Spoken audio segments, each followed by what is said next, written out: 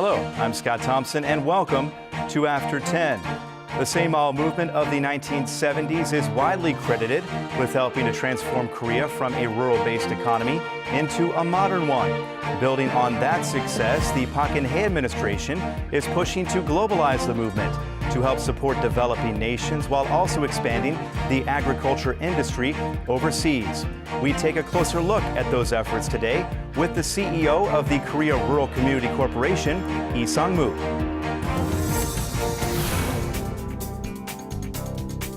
Over 100 years of the Korea Rural Community Corporation.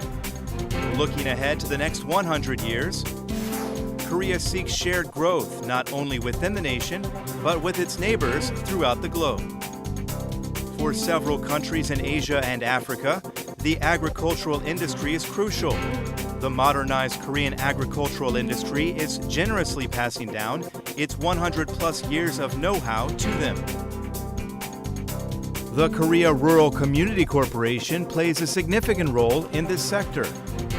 CEO of the Korea Rural Community Corporation, I상mu, a long-standing figure within Korea's agricultural industry, who also helped to lay a strong foundation for an international network. We look into his plans to realize a creative economy and practice trust diplomacy through overseas agricultural development. Dr. Lee, thank you for being on the program. Thank you for inviting me. Now, if I'm not mistaken, this is your very first time on Arirang TV. Yes. For our viewers, if you would, please introduce us to the Korea Rural Community Corporation. Korea Rural Community Corporation, as we call it, KRC, celebrated its 105th anniversary last week. Since its foundation in 1908, it has been developing and managing agricultural infrastructures such as agricultural dams and reservoirs, irrigation and drainage systems, which has greatly contributed to Korea's agricultural and rural development. KRC has also promoted land reclamation projects like Saemaul, which is the longest in the world, and led to improved competitiveness through farm size increase and farm land bank system, so that it contributed to achieving self-sufficiency of rice and rural modernization. KRC was renamed in 2008 and so has been expanding its businesses to planning and implementation of rural village development projects.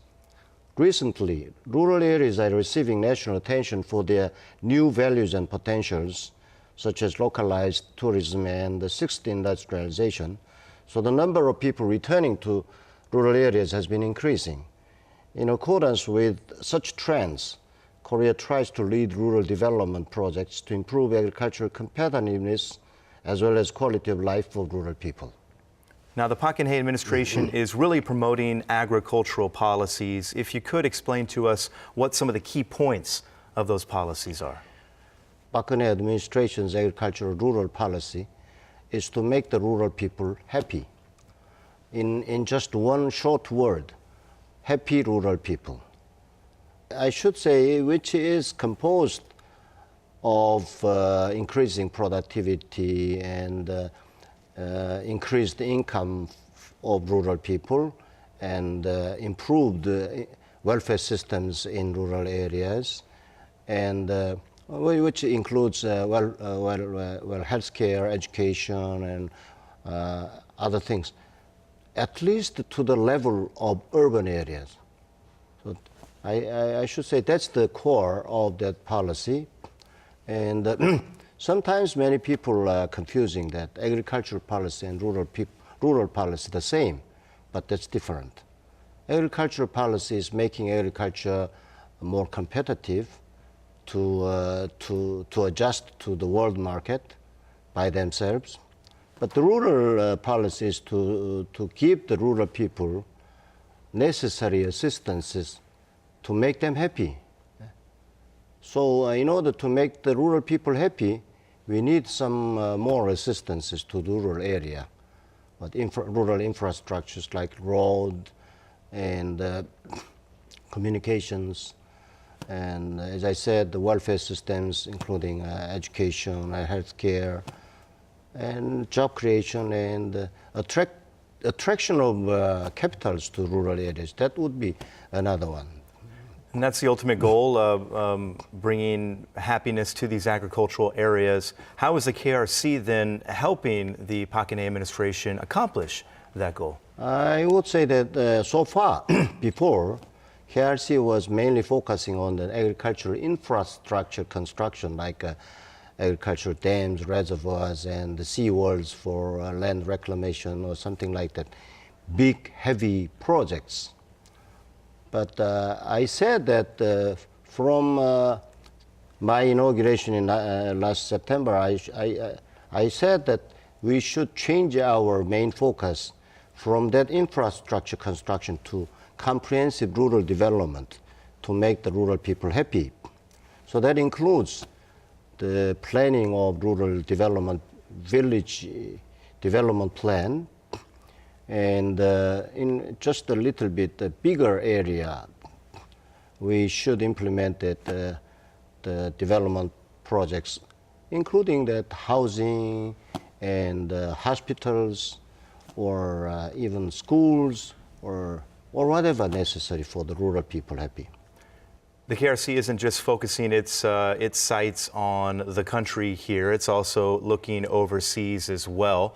What sorts of projects is the KRC involved in currently? At this moment, KRC is implementing 20 projects in 15 developing countries, providing support related to the construction of agricultural infrastructures, such as agricultural dams and reservoirs, sea walls for land reclamation, irrigation and drainage systems with its long-time experiences and world-class technologies. Developing countries in Southeast Asia and Africa often demonstrate their willingness to initiate the development process for agriculture and rural sector. As their technologies and experiences are very limited at the initial stage, KRC provides necessary assistances accordingly.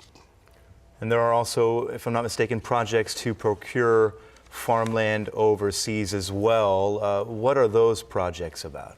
Overseas farmland development projects are aiming enhancement of food security for those countries as well as Korea.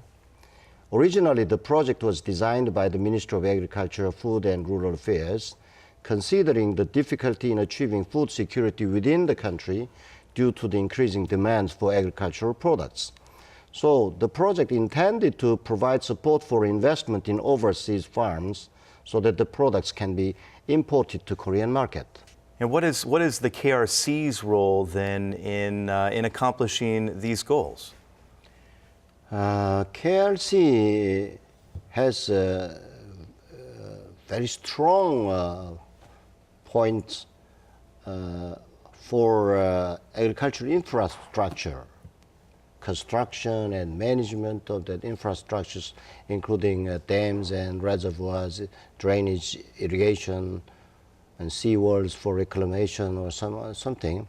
Actually, since the foundation of that KRC in 1908, it started to manage the water resources in rural area for growing mainly rice, but other crops too. And then for 100 years, they developed that efficient water management system. So we are now selling those technologies and the system to developing countries. And that's one. So in terms of that embankment or dike construction, I should say KRC is the #1 in Korea, in the world. Actually, in some Southeast Asian countries or other areas, because of the climate change and sea level rising, they need some embankment projects in the future. And for that, KRC will do some very important role for doing that. And what else? We developed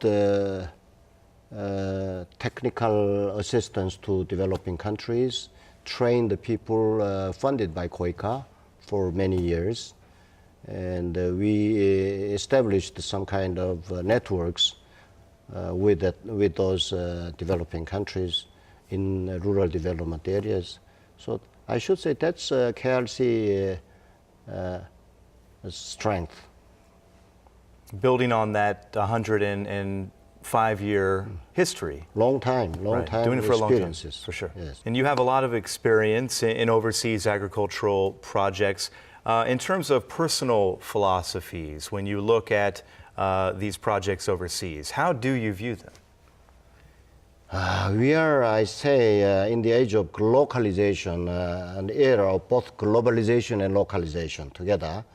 And there is an increasing need to expand to global market, focusing on the realization of local characteristics. We have to maximize our potential in agriculture and foster competitiveness by improving our governance system. The overseas projects may become a factor that fosters the competitiveness of our agricultural sector, which has maintained its protective and defensive status. In countries with advanced agriculture such as Netherlands, France, and United States, the governments implemented appropriate protection policies and support measures, but the major driving forces of agricultural development was the endeavor of producers and cooperatives along with nationwide solidarity. In my opinion, the expansion to overseas agriculture is necessary to alter the passive, protective, government-dependent attributes of Korean agriculture and further enhance its competitiveness to the world market. The overseas projects should result in a win-win outcome for both Korea and its partner countries. In other words, Korea would provide advanced technologies and capitals to developing countries while utilizing their resources in an efficient manner for both of us. In the 1970s, the Saemaul movement transformed Korean society and became the driving force of economic growth. And in 2013, the Saemaul movement began to take on a new shape. 새마을 운동의 내용과 실천 방식을 시대에 맞게 변화시켜서 미래지향적인 시민의식 개혁 운동으로 발전시켜 나가기를 기대합니다. 앞으로 정부는 지구촌 새마을 운동을 국제협력 프로그램의 중요 사업으로 추진해 나갈 것입니다.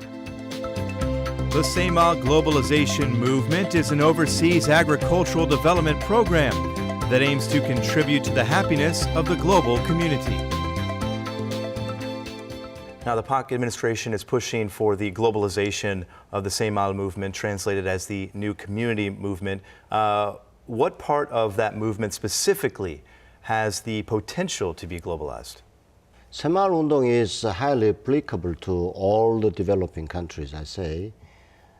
Their rural development. Korea's success was stemmed from the self-motivation and voluntary participation and mutual cooperation, standing their own for their livelihood or their economic success. Saemaul Undong is globally recognized already as one of the most successful models of rural development, and which resulted in a rapid rural community-oriented industrialization. Currently, we, KRC, is promoting a series of Saemaul Undong pilot projects in Myanmar and Cote d'Ivoire in Africa, providing support to community farms and improved housing, etc. I visited Myanmar last month, and during my last trip to Myanmar, I visited the pilot project village and witnessed already the heightened expectation of the locals and the spiritual awakening for the Saemaul Undong in the future.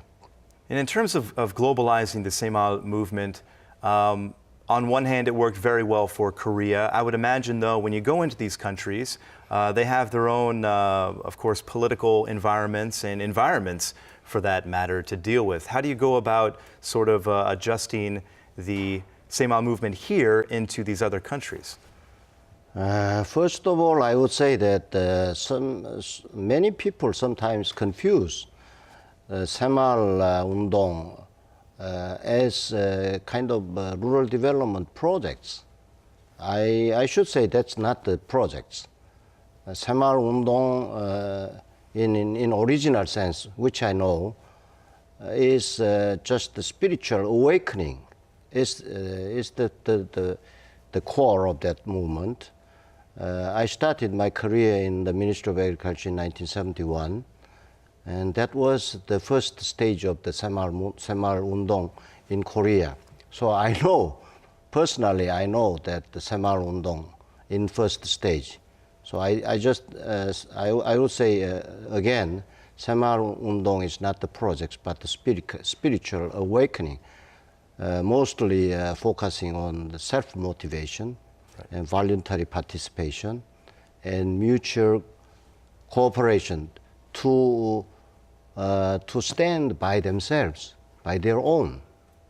That's the core.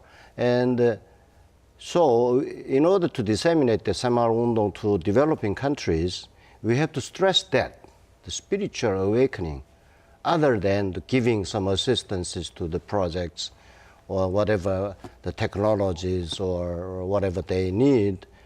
I would say that's necessary. But more than that, or prior than that, the spiritual awakening is more important, I would say. Motivating the people to grasp onto this concept and go with it. How do you then go into another country? You can give them this example of Korea growing because of it, but how do you go into this country and show them the way, show them how to motivate the people like that? How does that take place? The most important thing is training the people, awakening the people by education or training. So the mutual exchange programs for training the important policymakers or the leaders of rural areas invite to Korea and to show them what we did and what we are doing and what they can do for their country. And then for the projects, there can be a symbol projects for that spiritual awakening, like improvement of their own environment or their income generation by their own. So they can show how to do that by Saemaul spirit to achieve that results. And I think that's the way. And Korea is inviting and hosting leaders from other countries as well, right, as you mentioned? I think KOICA is doing that, many, and especially I know that Yeongnam University, which is very strongly focusing on that Saemaul Undong dissemination to the world, are doing, those institutions are doing that kind of training programs. And in terms of making that sales pitch, I suppose, again, you can look at Korea as the example there, but what do you tell these countries when they come here that if they institute this Saemaul movement, if they do it, what's going to happen for them? What results will they see? Actually, the imitating the projects in Korea is not useful because the situation, environment, or national personality are totally different from Korea to their own countries. So what they should learn and to actualize that, learn the results to transfer to their countries should be the how to do that, not what the fact, not what the project, how to implement, how to motivate the people, or that kind of things they should do. They should learn and train here. In terms of cooperative agricultural projects between the two Koreas, what are your opinions on those? As we know, the gap between North and South Korea's agriculture and fishery sectors, as well as other sectors, has been widening for over 60 years. Therefore, it is necessary to identify the current state and pending issues in the sectors and strive to resolve them in preparation for future unification of Korean Peninsula.